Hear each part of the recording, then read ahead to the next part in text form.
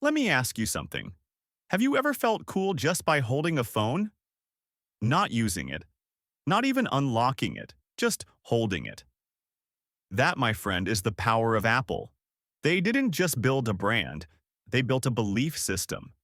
And in this video, we're not just talking about iPhones, MacBooks, or AirPods. We're unpacking the genius of Apple's marketing, how they turned products into personalities and customers into true believers. So grab your tea, sit back, because once you understand what Apple really did, you'll never look at branding the same way again. Let's rewind. 1976, a suburban garage in Los Altos, California.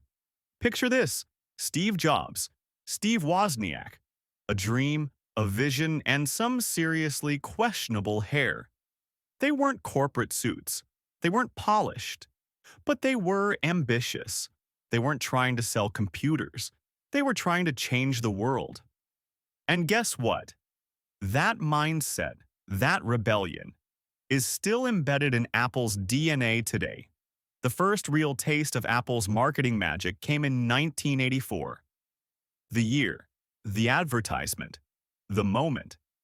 A woman running through a dystopian gray world, hurling a hammer at a screen filled with propaganda.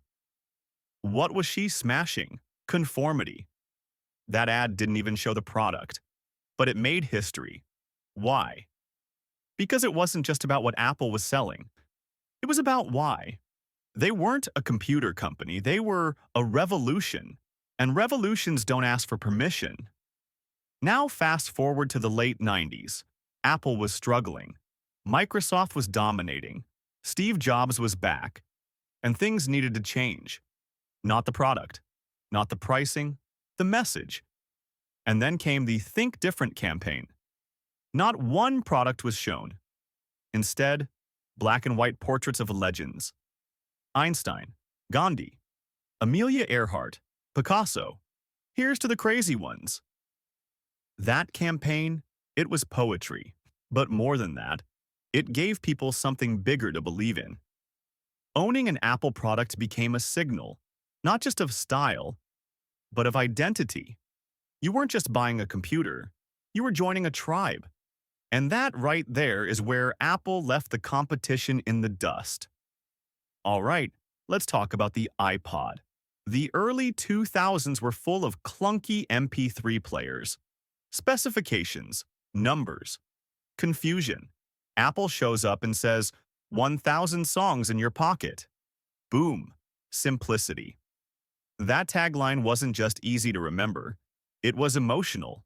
And those ads? Bright colors, dancing silhouettes, white earbuds. You didn't even see the product. Because Apple wasn't selling the iPod. They were selling freedom. Fun.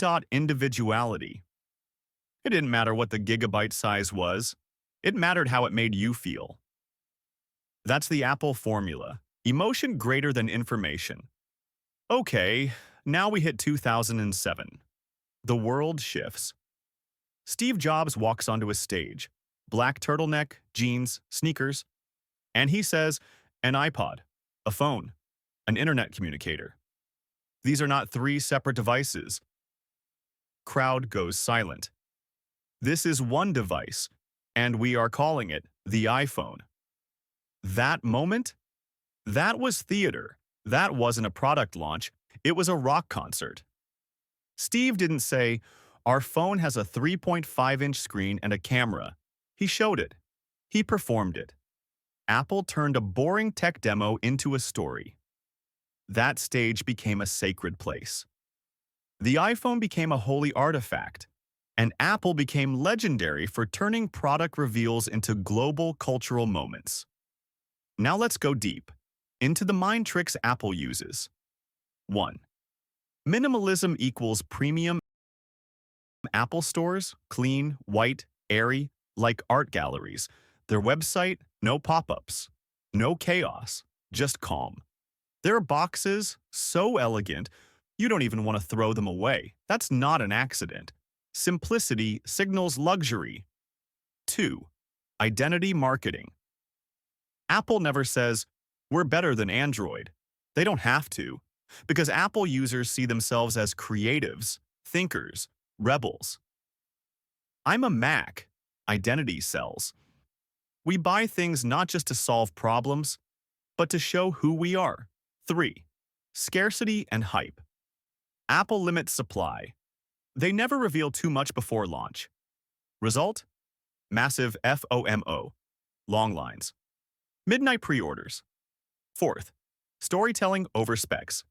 They never lead with RAM or processors. They lead with, your best photos, made better. So smooth it feels like magic. Peace of mind. On your wrist. Every product? A promise. Here's something that most people miss. Apple isn't just a company, it's an ecosystem. iPhone connects to AirPods connect to MacBook syncs with iPad. Everything talks to everything, and every product you add, you get deeper in the Apple universe. This is genius. Because it makes switching to another brand feel like betrayal. It's like they're saying, we're not just in your pocket, we're in your life. So, what can you learn from this? 1. Don't sell a product. Sell a transformation. People don't buy drills. They buy holes in the wall. 2. Make your customers the hero. Apple never says, look how great we are. They say, look what you can do with our tools. 3. Build rituals around your brand. Apple launches are events. Packaging is part of the journey. What ritual can you build for your audience? 4. Use mystery. Don't reveal everything at once. Tease. Hint. Build anticipation. 5. Stand for something. Apple stands for creativity, rebellion, simplicity. What does your brand stand for? So yeah, Apple didn't win by building the best tech. They won by building the deepest feelings. They gave people identity, community, emotion. Their marketing isn't genius because of ads. It's genius because of how it makes you feel. So the next time you hold your iPhone, ask yourself, are you holding a phone? Or are you holding a belief system? Thanks for watching. If this inspired you, you know what to do. Hit like, drop a comment, and think different.